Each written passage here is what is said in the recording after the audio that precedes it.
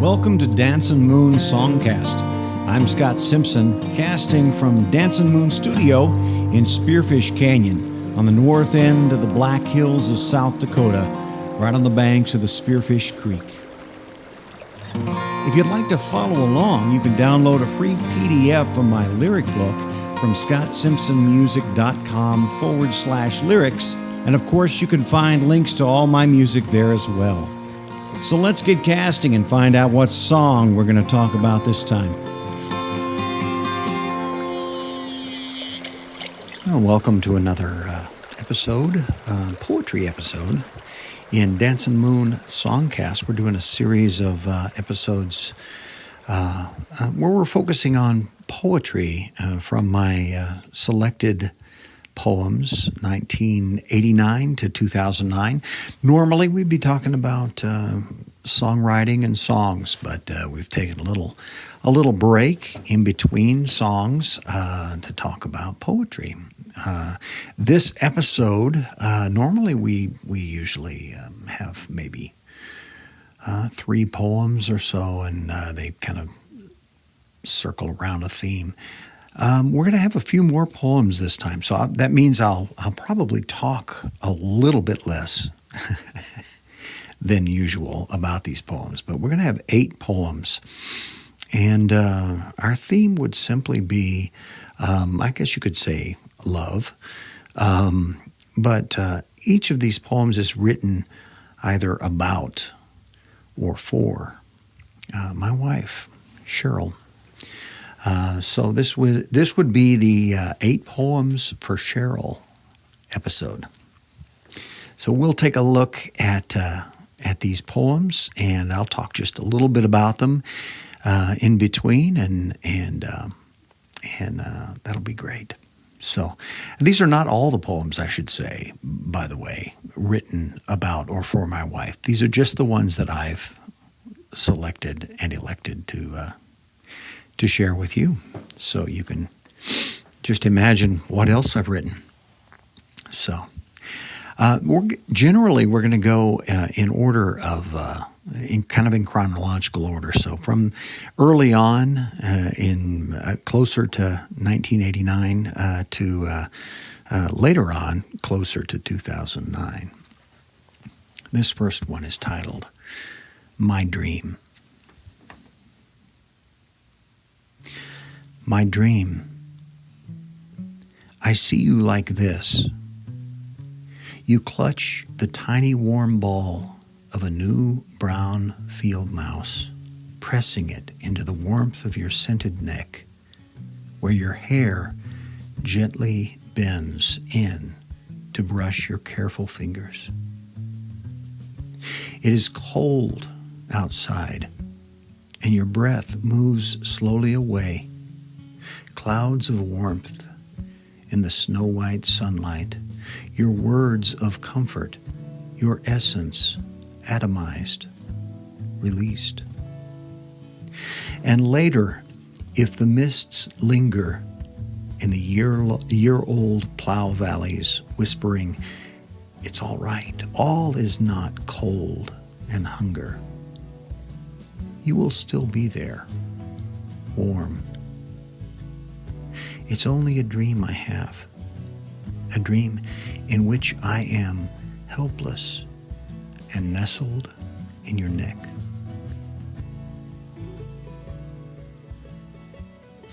I think one key piece of love is the capacity to be vulnerable.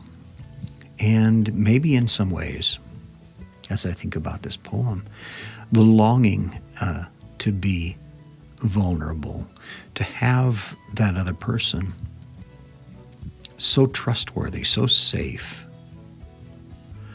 that no matter how cold all else is, no matter how hungry all else is, there's this warm spot, this warm place, this warm person, this warm being, and the longing for that. And of course, in any kind of relationship, you trade places quite often.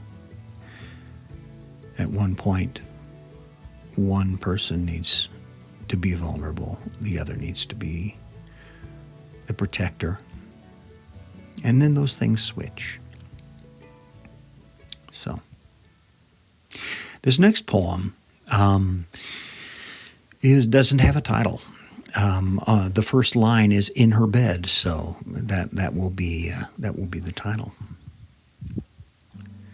In her bed, our daughter has had her one more story, her one more drink, and dreams the part of herself that we will never see.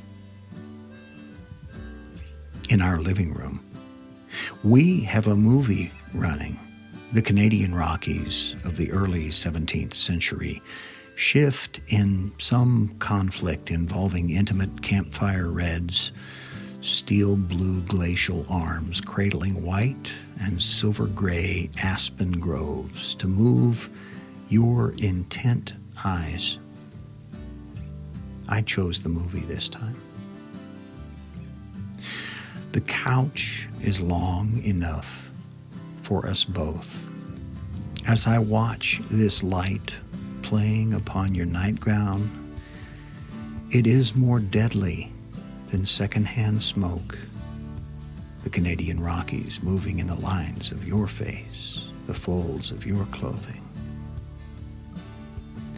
I am kneading these silver trout you lay across my lap in this stream we make of our bodies.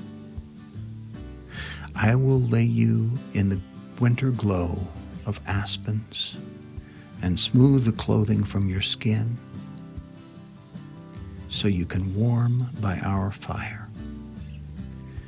Night breath bristling the invisible down of your neck, fanning the glow of your eyes.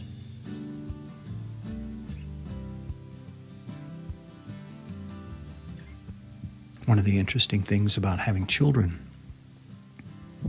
if you've ever been in a relationship and with another person and had children, the children take a lot of focus and they draw a lot of attention that would have been devoted to the other person. A lot of it goes to the children. But the nice thing about that is it's a shared focus.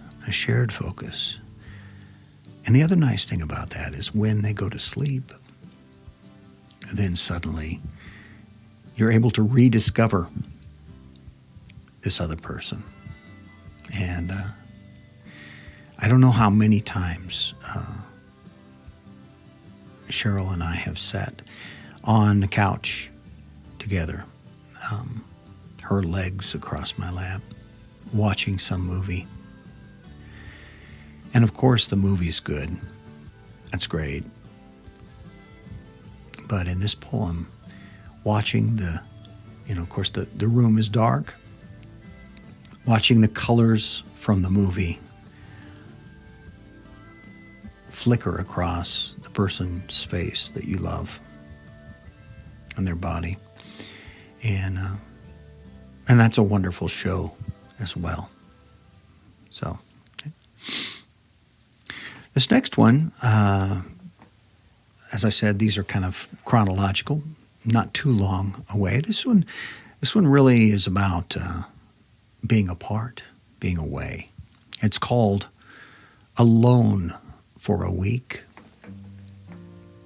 Alone for a week. I've been shuffling around the house in my thin moccasins, not bothering to turn on lights or to use dishes. It is quiet, except for the purr of our neighbor's mowing his homogeneous grass in the last moments of twilight. The house is dark, except for the night lights I haven't unplugged in our daughter's rooms, those lights supposed to chase the shadows away, as though it weren't light that created shadow. At intervals, I wander into the family room, stare at the couch, then the blank TV. I am grabbing at the tail end of the hour as it slips around the clock in the corner, and my hands close around still air. I wonder how long it will take for me to use up all the air that spent at least some time in your lungs, moving through your throat and spilling over your lips. I know enough to know that I am not going to get any work done tonight. I can't let go of the clock long enough to get lost in some of this stuff you left so I could complete undisturbed. But I don't think I like being undisturbed, or passing by the orange glow from our daughter's rooms, and suddenly, as my neighbor completes his last lap across his grass, the evening has gone deaf, and I know fully that silence is a taking away of something, a loss. Were I single like one of my friends, perhaps I would use my dishes and fold the laundry, seeing how these things all have places in the week. Maybe I would throw open the windows to let today's air in, but in your absence, I find that silence and darkness have new names and don't whisper or rise and fall beside me. The thinness of these moccasins reminds me of the ground and my weight upon it, that I am still here.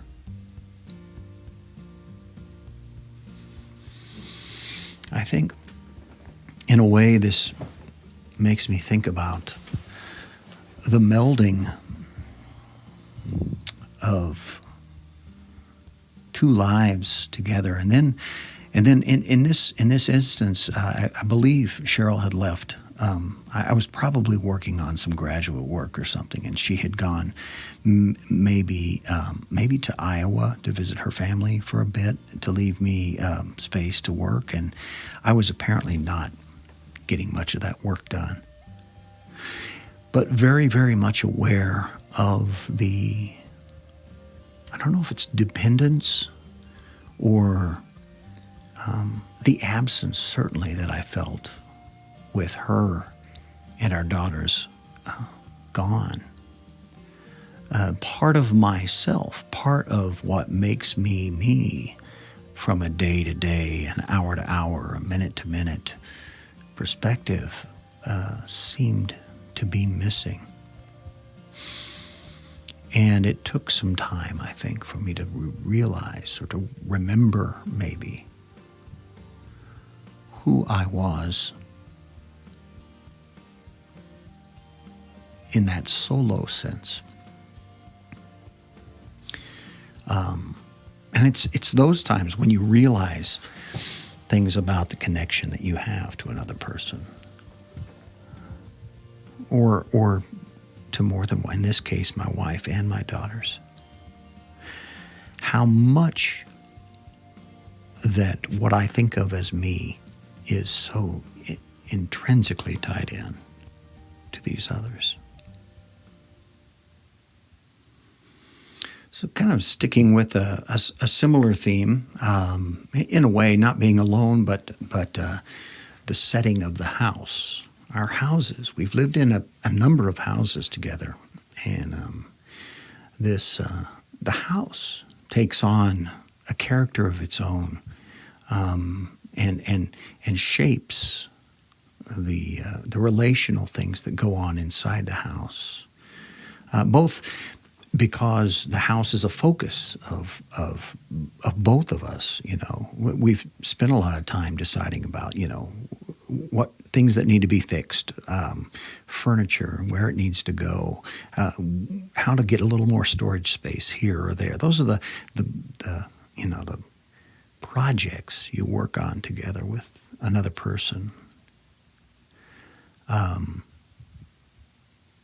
So this poem, though, is called Midnight and the Tall House. And I wrote after Williams, so this is, I guess I was inspired by William Carlos Williams a bit for this one. This poem comes in 3 sections. Midnight and the Tall House. 1. Hard, dark night, open wide.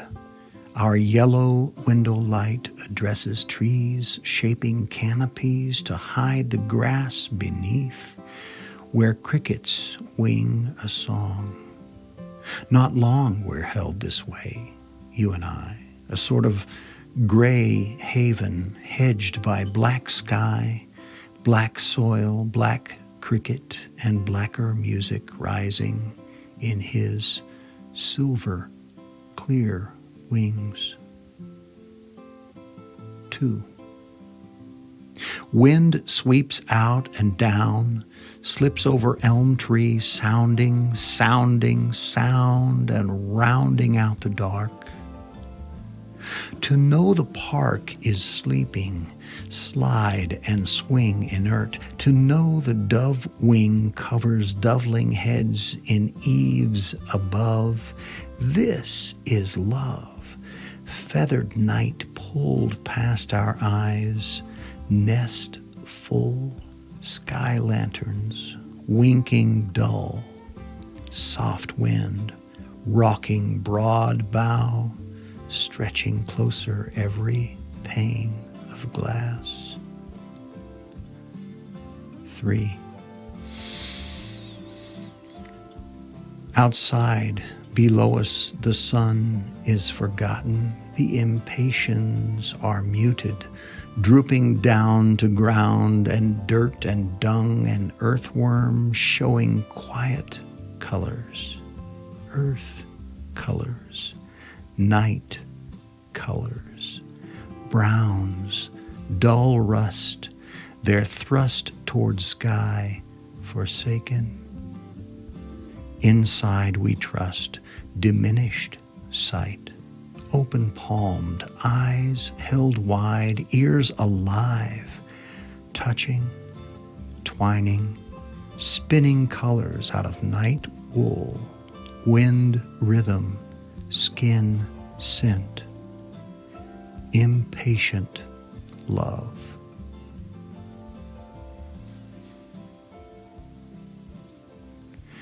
I think a big portion of relationships are those shared things, and a house can be like that, but also all the things outside the house, the view from the window, the image of the park in the dark, and the wings, the swings standing still, the tree branch swaying, the flowers. Now in a winter time, deadness, the sounds of crickets, all those shared things that we experience together with those that we're living with, that we're entwined with. They become significant in themselves, but then they bring significance to the relationship because it's a shared thing. So much of our love for each other has to do with those shared experiences, those shared smells and sights and sounds. Especially when those things are very intimate, when there's this one other person who shares that with me. This next poem is titled With Sheryl, Outside Centennial Wyoming. With Sheryl, outside Centennial Wyoming.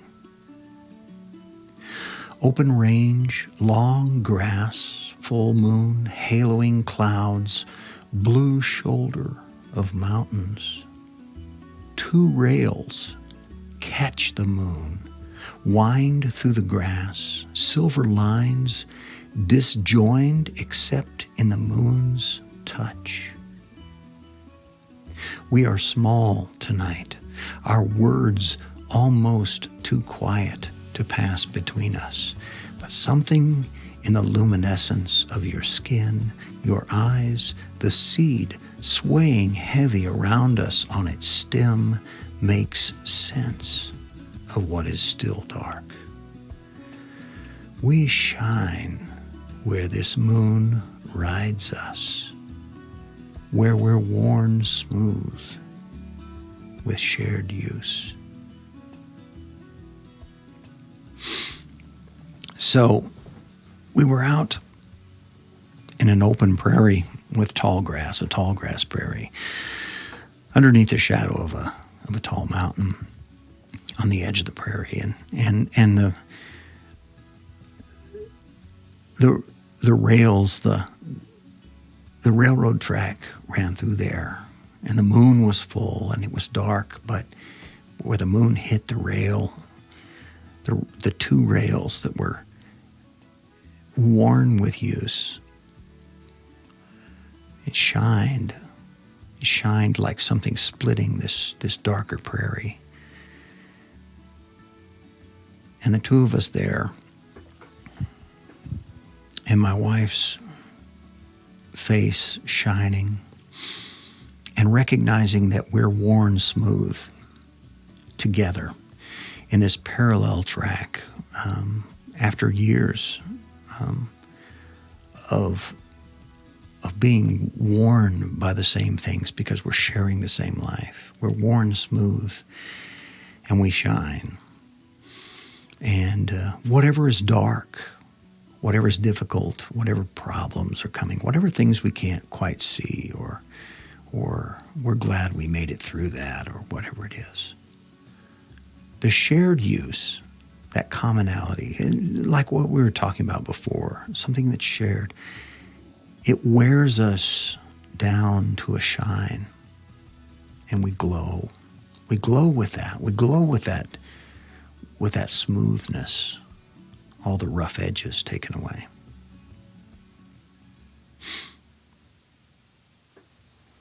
This next poem is called Old Camp Blue, and my wife and I have spent a number of years at different points in our life working for a camp in New Mexico. And Old Camp Blue was a particular hike. It was an old work camp up in the Rockies in New Mexico.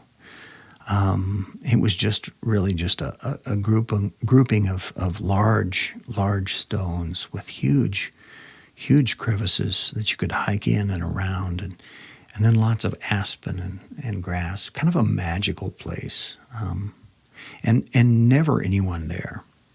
And so we would take campers and counselors up there on hikes and things like that. But on occasion, and on this particular occasion, Sheryl and I hiked up there, just the two of us on our own. I think we had at least one daughter at the time. I think our oldest was already born, and probably someone watched her so we could take a hike. Old Camp Blue. Your laugh is music on bark, on leaf, spilling over rocks, around crags of old boulders, between shadows of aspen, of birch, of pine. On a mat of needles, your eyes and mine are windows too small for looking only. The fallen spruce, half wood, half powder, and you and I go to dust, elemental, making love of sun and stone and leaf, and laughing as a swelling of clouds goes dark with summer rain. On the afternoons in the Rockies in New Mexico, always rainy, always a big thundercloud comes up and cools everything off.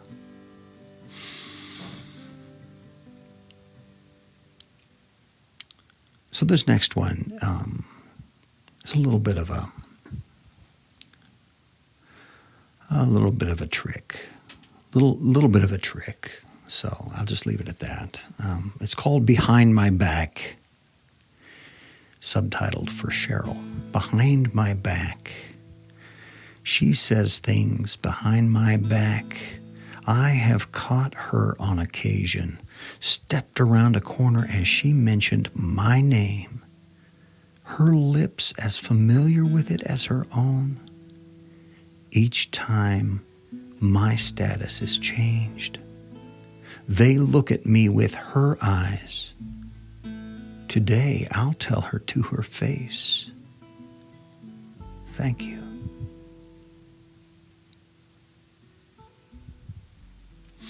One of the most beautiful things about being in love with someone is hearing them talk to someone else about you.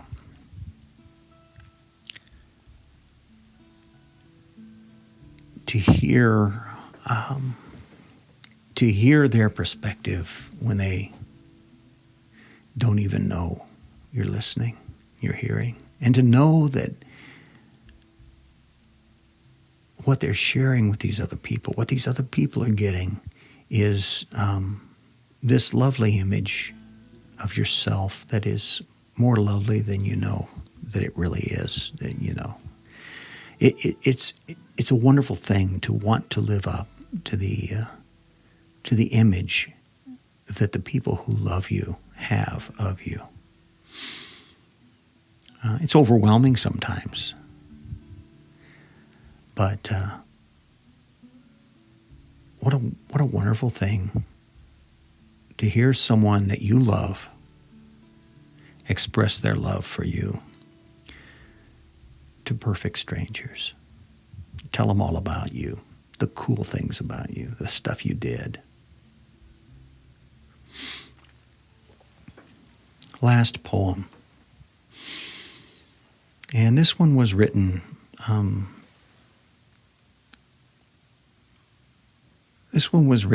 when we were living in a house that we had just built here in the Black Hills, and I was looking out, and I was finishing up a PhD in creative writing, so I was thinking a lot about writing and writing a lot of poetry, and I was appreciating the beautiful landscape around us, but there was something that distracted me. There was a distraction. This is called As Night Approaches. As night approaches, I watch the sky drain from bright blue to purple and finally into deep violet streaked with bits of red. She is behind me inside the house, washing up after dinner. Clink, clank, plate on plate, and her humming, soft, sure, happy, are the only sounds as night falls.